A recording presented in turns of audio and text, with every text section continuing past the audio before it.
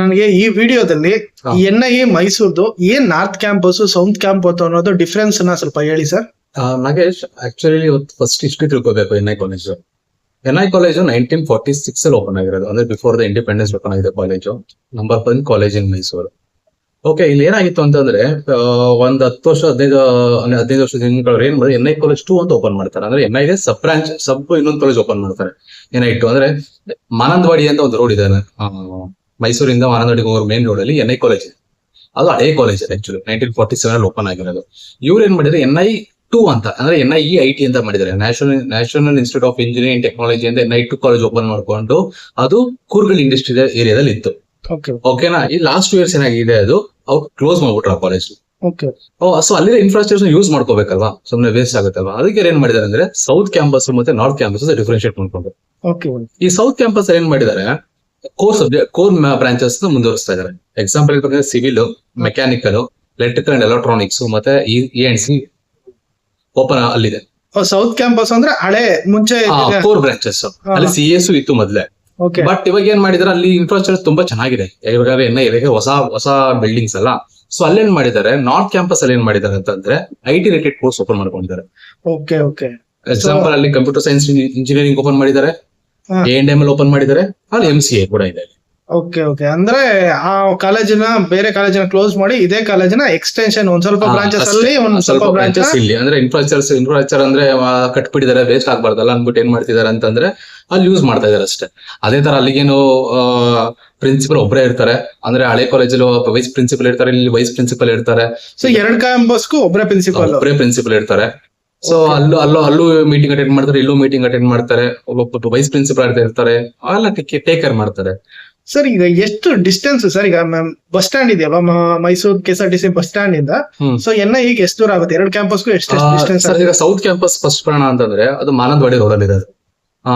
ಅಂದ್ರೆ ST ಕೋಟೆ road ಅಂತಾನು ಕರಿತೀವಿ, ಈಗ ಮೇನ್ ರೋಡ್ ಕರಿತೀವಿ. ಅಲ್ಲಿಂದ ಏನೋ ಒಂದು 5 ಕಿಲೋಮೀಟರ್ 6 ಕಿಲೋಮೀಟರ್ ಅಷ್ಟೇ ಡಿಫ್ರೆನ್ಸ್. ಬಸ್ ಸ್ಟ್ಯಾಂಡ್ ಇಂದ ಬಸ್ ಕನ್ವೀನಿಯಂಟ್ ಆಗಿದೆ. ಬಸ್ ಕನ್ವೀನಿಯಂಟ್ ಆಗಿದೆ. ಮ್ಯಾಕ್ಸಿಮಮ್ 8 ಕಿಲೋಮೀಟರ್ಸ್ ಆಗ್ಬೋದು ನಾಗೇಶ್ ಅಷ್ಟೇ. ಬಟ್ ನಾರ್ತ್ ಕ್ಯಾಂಪಸ್ ಇದೆ ಕೂರ್ಗಳ್ಳಿ ಇಂಡಸ್ಟ್ರಿಯಲ್ ಏರಿಯಾದಲ್ಲಿ ಇರೋದು.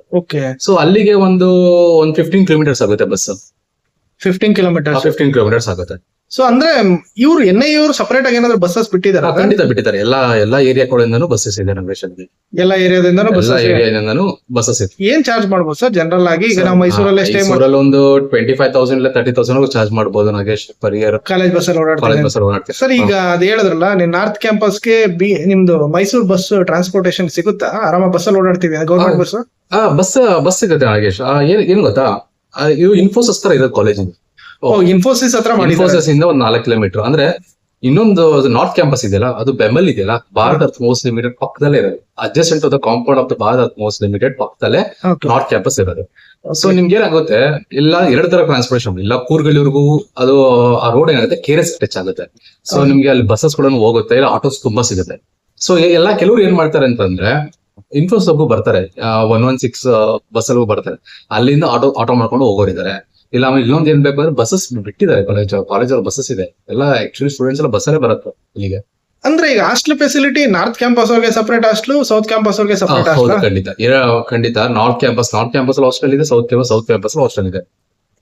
ಓಕೆ, ಆತರ. ಸರ್ ಈಗ ಪ್ಲೇಸ್ಮೆಂಟ್ ಬಂದಾಗ ಈಗ IT ಬ್ರಾಂಚಸ್ ಅವ್ರಿಗೆ ನಾರ್ತ್ ಕ್ಯಾಂಪಸ್ ಅಲ್ಲಿ ನಡೆಯುತ್ತೆ, ಕೋರ್ ಬ್ರಾಂಚಸ್ ಅವ್ರಿಗೆ ಸೌತ್ ಕ್ಯಾಂಪಸ್ ಅಲ್ಲಿ ನಡೆಯುತ್ತೆ.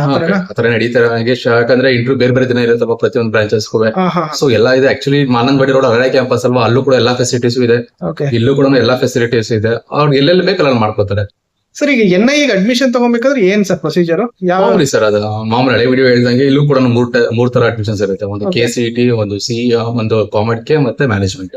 ಸರ್ ಈಗ KCET, ಈಗ ಫಾರ್ ಎಕ್ಸಾಂಪಲ್ ಈಗ ಎಲ್ಲಾರ್ಗು CS AML ಅಂದ್ರೆ ತುಂಬಾ ಇಷ್ಟ. ಜನರಲ್ ಮೆರಿಟ್ ಅಲ್ಲಿ ಏನ್ ಕಟ್ ಆಫ್ ಇದ್ರೆ ಸಿಗ್ಬೋದು? ಜನರಲ್ ಮೆರಿಟ್ ಅಲ್ಲಿ ನಿಮ್ಗೆ RV, BMS, ನಿತ್ಯ ಮೀನಾಕ್ಷಿ, ಬೆಂಗಳೂರಲ್ಲಿ ಟಾಪ್ ಕಾಲೇಜ್ ಬಿಟ್ಬಿಟ್ರೆ ನೆಕ್ಸ್ಟ್ ಬರೋದು NIE ಮೈಸೂರಿಗೆ ಸರ್. ಓಕೆ, NIE ಮೈಸೂರಿಗೆ ಬರುತ್ತೆ. ವಿತಿನ್ 1,500 ನಿಮ್ಗೆ ಸೀಟ್ ಎಲ್ಲ ಬ್ಲಾಕ್ ಆಗ್ಬಿಡುತ್ತೆ ಸರ್. ಓಕೆನಾ. ನಿಮ್ಗೆ ಆಕ್ಚುಲಿ ಇನ್ನೊಂದು ಶಾಕಿಂಗ್ ನ್ಯೂಸ್ ಹೇಳ್ಬೇಕಂದ್ರೆ NIE ಓದೋರೆಲ್ಲ ಮೈಸೂರವರೇ ಓದಲ್ಲ. ಯಾಕಂದ್ರೆ ಡಿಫ್ರೆಂಟ್ ಪಾರ್ಟ್ ಆಫ್ ದ ಕರ್ನಾಟಕದಿಂದ ಬರ್ತಾರೆ. ಯಾಕಂದ್ರೆ ಟಾಪ್ 1 ಕಾಲೇಜ್ ಇದೆ. ಓಕೆ, ಅವ್ರಿಗೆ ಕೆಲವು RV, BMS ಎಲ್ಲ ಬಿಟ್ಬಿಟ್ರೆ ಅವ್ರು ಬರೋದೇ ಟಾಪ್ 1 ಕಾಲೇಜ್ NIE. ತುಂಬಾ ಹಳೆ ಕಾಲೇಜು, ಹೆಸರು ತುಂಬಾ ಮಾಡಿದೆ. ಸೊ ಅದರಿಂದ ಏನಾಗುತ್ತೆ ಅಂದ್ರೆ ಮೈಸೂರಿಗಿಂತ ನಿಮ್ಗೆ ಔಟ್ ಸೈಡ್ ಓದೋರೆ ಜಾಸ್ತಿ ಆಗಿದ್ದಾರೆ. Okay. NI ಕಾಲೇಜಲ್ಲಿ ಅಂದ್ರೆ ಗುಲ್ಬರ್ಗ, ರಾಯಚೂರು, ಹಾಸನ, ಬೆಳಗಾಂ ಎಲ್ಲಾ ಕಡೆಯಿಂದ ಬಂದು ಹೋಗ್ತಾರೆ ಸರ್. ತುಮಕೂರು, ಮಂಡ್ಯ, ಮೈಸೂರವರು, ಅಂದ್ರೆ ಬೇರೆ ರಾಜ್ಯದವ್ರು ಇದ್ದಾರ?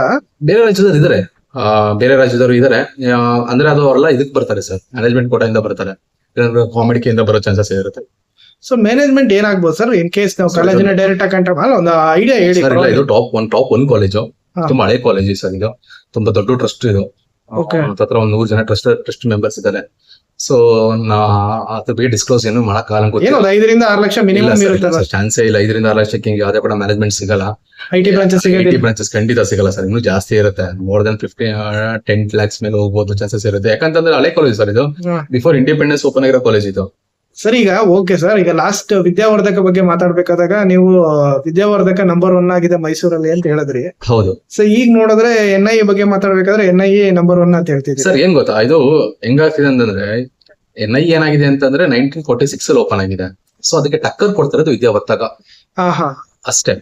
ಸೊ ನಾವು ಕಾಂಪಿಟೇಟಿವ್ ಆಗಿ ಬೆಳೀತಾ ಇದೆ ಸರ್. ಇಲ್ಲ ಅಂತಂದಿಲ್ಲ, ಕಾಂಪಿಟೇಟಿವ್ ಆಗಿ ಬೆಳೀತಾ ಇದೆ. ಸೊ ನಾವು ಕೆಲವೊಂದ್ ಕಡೆ NI ಕಾಲೇಜ್ ತುಂಬಾ ಚೆನ್ನಾಗಿದೆ. ಕೆಲವೊಂದ್ ಕಡೆ ವಿದ್ಯಾವರ್ಧಕ ಇವಾಗ ಬೂಮ್ ಆಗ್ತಾ ಇದೆ, ನಂಬರ್ 1 ಬರ್ತಾ ಇದೆ. ಸೊ ಹಂಗ ಹೇಳಕ್ ಆಗಲ್ಲ. ಯಾಕಂದ್ರೆ ನಿಮ್ಗೆ ಕೆಲವು ಕಾಲೇಜು ಒಂದೊಂದ್ಸಲ ಇಡಬಹುದು, ಒಂದೊಂದ್ಸಲ ಇದಾಗುತ್ತೆ. ಇವಾಗೆಲ್ಲ ಔಟ್ಲಿಕ್ ತಿರ್ಗಾ ಕೇರ್ ತಗೊಂಡು ಇವಾಗ ತಿರ್ಗಾ ಬಿಲ್ಡಪ್ ಆಗ್ತಾ ಇದಾರೆ. ಸರಿ, ಏನೋ ಕೆಲವರು ಮಾತಾಡ್ತಾರೆ NI ಹೊಸ ಕಾಲೇಜನ್ನು ಕ್ಲೋಸ್ ಮಾಡಿ ಈಗ ಹೊಸ ಇದೇ ಕಾಲೇಜನ್ನ ಎಕ್ಸ್ಟೆನ್ಷನ್ ಮಾಡಿರೋದ್ರಿಂದ ಸ್ವಲ್ಪ ಬ್ರಾಂಡ್ ವ್ಯಾಲ್ಯೂ ಕಮ್ಮಿ ಆಗಿದೆ ಅಂತ. ಇಲ್ಲ ಹಂಗ ತಿಳ್ಕೊಳಕ್ ಹೋಗ್ಬಿಡಿ ನಾಗೇಶ್. ಮೈಸೂರಲ್ಲಿ NIನೇ ಓಕೆನಾ, ಅದಕ್ಕೆ ಬೀಟ್ ಮಾಡೋರು ಯಾರು ಇಲ್ಲ. ಓಕೆನಾ, ಸ್ವಲ್ಪ ಒಂದ್ 2-3 ವರ್ಷ ಆಗಿರ್ಬೋದೇನೋ. ಆದ್ರೆ ಅದನ್ನ ಬಿಟ್ಟು ಸರ್ NIನೇ, ಅದನ್ನ ಯಾರು ಇದ್ ಮಾಡಕ್ ಆಗಲ್ಲ. ಹಳೆ ಓದಿ ಹಳೆ ಒಲಿನೇ. ಓಕೆ, ಅವ್ರಿಗೆ ಗೊತ್ತು. ಅದಕ್ಕೆ ಅವರು ಅಡ್ಮಿಷನ್ಸ್ ಸ್ವಲ್ಪ ಲ್ಯಾಗ್ ಆಗ್ತಾ ಇದೆ ಅನ್ಬಿಟ್ಟು ಅವರು NI 2 ಕ್ಲೋಸ್ ಮಾಡಿರೋದು. ಅಡ್ಮಿಷನ್ಸ್ ಇರ್ಲಿಲ್ವಾ ಸರ್? ಅಡ್ಮಿಷನ್ಸ್ ಇತ್ತು ಸರ್, ಬಟ್ ಕಾನ್ಸಂಟ್ರೇಷನ್ ಕೊಡಕ್ ಆಗ್ತಾ ಇರ್ಲಿಲ್ಲ. 2 ಕಡೆನೂ ಪ್ಲೇಸ್ಮೆಂಟ್ಸ್ ಕೊಡ್ಸ್ಬೇಕು, 2 ಕಡೆನೂ ಇದು ಮಾಡಬೇಕು. ಅದಕ್ಕೋಸ್ಕರ ಏನ್ ಮಾಡಿದಾರೆ ಅಂತಂದ್ರು, ಸುಮ್ಮನೆ ಕ್ಯಾಂಪಸ್ ದೊಡ್ಡದಾಗ್ಬೇಕು ಸರ್. ಇವಾಗ ಇನ್ಫ್ರಾಸ್ಟ್ರಕ್ಚರ್ ತುಂಬಾ ಬೇಕಲ್ಲ ಸರ್. ಸೊ ಅದಕ್ಕೆ ಏನ್ ಮಾಡಿದಾರೆ, NI 2 ಕ್ಲೋಸ್ ಮಾಡಿದ್ರು. NI 2 ಕ್ಲೋಸ್ ಮಾಡ್ಬಿಟ್ಟು ಏನ್ ಮಾಡಿದಾರೆ, ಅದನ್ನ ಮರ್ಜ್ ಮಾಡ್ಕೊಂಡ್ರು ಅಷ್ಟೇ, ಏನಿಲ್ಲ. ಸರ್ ಈಗ NI ಈಗ ಅದು ಯೂನಿವರ್ಸಿಟಿನ ಇಲ್ಲ ಆಟೋನಮಸ್ ಕಾಲೇಜ್? ಇಲ್ಲ ಸರ್, ಆಟೋನಮಸ್. ಯೂನಿವರ್ಸಿಟಿಗೆ ಹೋಗಿಲ್ಲ, ಮೊದಲಿಂದ ಆಟೋನಮಸ್ ತುಂಬಾ ವರ್ಷದಿಂದ ಆಟೋನಮಸ್ ಇದೆ ಅದು. ಸೊ ಈಗೆಲ್ಲ ಒಳ್ಳೊಳ್ಳೆ ಟಾಪ್ ಕಾಲೇಜಸ್ ಎಲ್ಲ ಆಟೋನಮಸ್ ಆಗ್ತಾ ಇದೆ. Sir, autonomous best sir. ಏನಕ್ಕೆ ಅಂತಂದ್ರೆ ಇಂಡಸ್ಟ್ರಿ ತಕ್ಕಂತೆ ಸಿಲೆಬಸ್ ಫ್ರೇಮ್ ಮಾಡ್ಬೋದು ಸರ್ ನಾವು. ಸೊ ನಮ್ಗೆ ಅದು ಫ್ಲೆಕ್ಸಿಬಿಲಿಟಿ ಇರುತ್ತೆ. VTU ಕಡೆಯಿಂದ, ACT ಕಡೆಯಿಂದ ಫ್ಲೆಕ್ಸಿಬಿಲಿಟಿ ಇರುತ್ತೆ ನಮ್ಗೆ. ಅಂದ್ರೆ ಈಗ ಫೈನಲ್ ಆಗಿ ನಾವು NI ಅಲ್ಲಿ ಓದಿದ್ರು VTU ಸರ್ಟಿಫಿಕೇಟ್ ಅಂದ್ರೆ ಡಿಗ್ರಿ ಸರ್ಟಿಫಿಕೇಟ್ VTU ಇಂದಾನೆ ಸರ್. ಸರ್, ನೀವು ಕರ್ನಾಟಕದಲ್ಲಿ ಯಾವುದೇ ಕಾಲೇಜ್ ಓಪನ್ ಮಾಡಿದ್ರು ಕೂಡ ಅಂದ್ರೆ ಆಟೋನಮಸ್ ಆಗಿತ್ತು ಅಂದ್ರೆ ಅದು should be affiliated to VTU. Sir, ಈಗ ಮೈಸೂರು ಹಿಸ್ಟ್ರಿ ಗೊತ್ತಿರೋರಿಗೆ JSS ಕಾಲೇಜ್ ಫೆಸ್ಟ್ ಅಂದ್ರೆ ಫೇಮಸ್ ಅಂತಾರೆ. ಅದೇ ತರ NI ದಲ್ಲಿ ಫೆಸ್ಟ್ ಯಾವ ತರ ನಡೆಯುತ್ತೆ ಸರ್? ಸರ್, ಎರಡು ಕೂಡ ತುಂಬಾ ದೊಡ್ಡದಾಗಿ ನಡೆಯುತ್ತೆ ಸರ್. ಸೊ ಈಕ್ವಲೆಂಟ್ ಆಗಿ ನಡೆಯುತ್ತೆ ಸರ್. ಆಮೇಲೆ NI ಏನ್ ತುಂಬಾ ಫೇಮಸ್ ಸರ್, ಕ್ಲಬ್ಸ್ ಇದೆ ಅವ್ರ ಹತ್ರ. ಒಂದು ಟೆಕ್ನಿಕಲ್ ಕ್ಲಬ್ಸ್ ಗಳು ತುಂಬಾ ಚೆನ್ನಾಗಿದೆ. ಸ್ಪೋರ್ಟ್ಸ್ ಕ್ಲಬ್ ಚೆನ್ನಾಗಿದೆ. ನಿಮ್ಗೆ NIನೇ ಬೇರೆ, JCನೇ ಬೇರೆ ಸರ್. ಆಯ್ತು, ಗೊತ್ತು JC ಏನೋ ಫೇಮಸ್ ಅದಾ. ಬಟ್ NI ಕೂಡ ಅದೇ ತರ ಈವೆಂಟ್ ಮಾಡಿಸ್ತಾರೆ. ಆತರ ಏನ್ ತೊಂದರೆ ಇಲ್ಲ ಸರ್. ಸರ್, ಈಗ ಟ್ರಾನ್ಸ್ಪೋರ್ಟೇಶನ್ ವಿಷಯಕ್ಕೆ ಬಂದಾಗ ಎಲ್ಲಾ ಏರಿಯಾಗೂ ಬಸ್ ಬಿಟ್ಟಿದಾರ?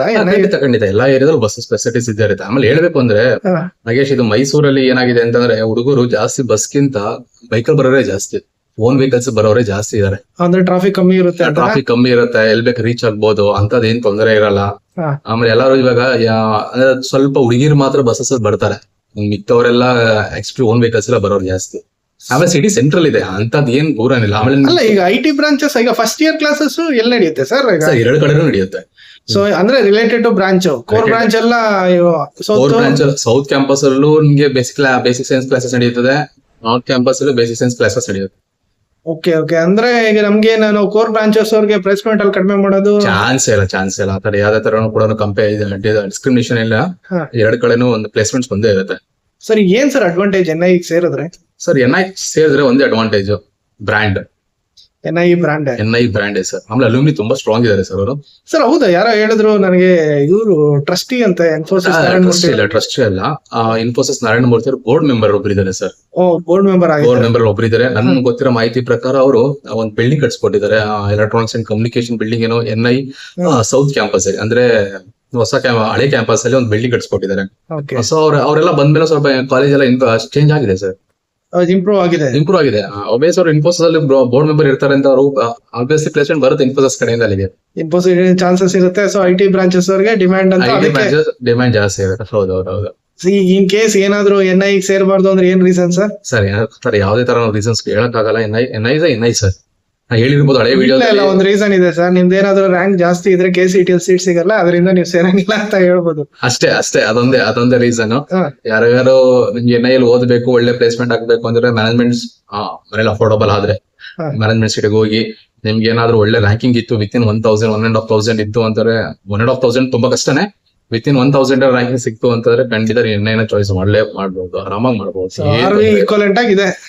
RV ಈಕ್ವಲೆಂಟ್ ಆಗಿದೆ. But RV is deem to be university, but it is autonomous. ಅಷ್ಟೇ ಡಿಫ್ರೆನ್ಸ್, ಏನು ಇಲ್ಲ. ಏನ್ ಸರ್ ಫೈನಲ್ ಆಗಿ ಏನ್ ಹೇಳ್ಬೋದು ಹುಡುಗರಿಗೆ ಏನಿಲ್ಲ. ನಿಮ್ಗೆ NI ಸ್ಟ್ರಾಂಗ್ ಅಂತ ಹೇಳ್ಬಿಡ್ತೀನಿ ಕೇಳಿ. ಒಂದು ಅಲ್ಯೂಮಿನಿ ಸ್ಟ್ರಾಂಗ್ ನಿಮ್ಗೆ ಅಂದ್ರೆ ಅಲ್ಯೂಮಿನಿ ನೆಟ್ವರ್ಕ್ ಚೆನ್ನಾಗಿರುತ್ತೆ. ಸೊ ಅಲ್ಯೂಮಿನಿ ನೆಟ್ವರ್ಕ್ ಚೆನ್ನಾಗಿರುತ್ತೆ ನಿಮ್ಗೆ. ಯಾವ್ದಾದ್ರು ಕಾಲೇಜ್ ಕಂಪ್ನಿ ಚೇಂಜ್ ಮಾಡ್ತೀನಿ ಅಂತಂದ್ರೆ ಆರಾಮಾಗಿ ನೀವು ಚೇಂಜ್ ಮಾಡ್ಕೊಂಡು ಹೋಗ್ಬೋದು. ದಟ್ ಈಸ್ ಅಲ್ಯೂಮಿನಿ ಸ್ಟ್ರಾಂಗ್ ಅಂತ ಹೇಳೋದು. ಸರ್ ಇನ್ನೊಂದ್ ಮೇನ್ ನಾನು ಕೇಳೋ ಕ್ವಶನ್ ಮರ್ತೋದೆ. ಏನ್ ಎಲ್ಲಾ ಮೈಸೂರವರೇ ಇರ್ತಾರ NI ಅಲ್ಲಿ, ಇಲ್ಲ north Indians over all Indians ಇರ್ತಾರ? ನಾರ್ತ್ ಇಂಡಿಯನ್ಸ್ ಅಂತ ಹೇಳಕ್ಕಾಗಲ್ಲ. ನಾರ್ತ್ ಇಂಡಿಯನ್ಸ್ ಅವರು ಇವಾಗ ಏನಾಗಿದೆ ಅಂದ್ರೆ ಮೊದಲು ಅಂದ್ರೆ ಇಂಜಿನ್ ಕಾಲೇಜ್ ತುಂಬಾ ಕಡಿಮೆ ಇರ್ತಿತ್ತು, ಅವಾಗ ಬರ್ತಾ ಇದ್ರು ನಾರ್ತ್ ಇಂಡಿಯನ್ಸ್. ಇವಾಗ ಎಲ್ಲಾ ಸ್ಟೇಟ್ಸ್ ಅಲ್ಲೂ ಇಂಜಿನಿಯರಿಂಗ್ ಕಾಲೇಜ್ ಜಾಸ್ತಿ ಆಗಿದೆ. ಪ್ರೈವೇಟ್ ಯೂನಿವರ್ಸಿಟಿ ಜಾಸ್ತಿ ಆಗ್ಬಿಟ್ಟಿದೆ. ಸೊ ಅದಕ್ಕೋಸ್ಕರ ಇಲ್ಲಿ ಬಂದ್ರು ಕಲ್ಚರಲ್ ಪ್ರೋಗ್ರಾಮ್ ಎಕ್ಸ್ಚೇಂಜ್ ತರ ಬಂದಿರೋ ಸ್ಟೂಡೆಂಟ್ಸ್ ಬರ್ತಾರೆ.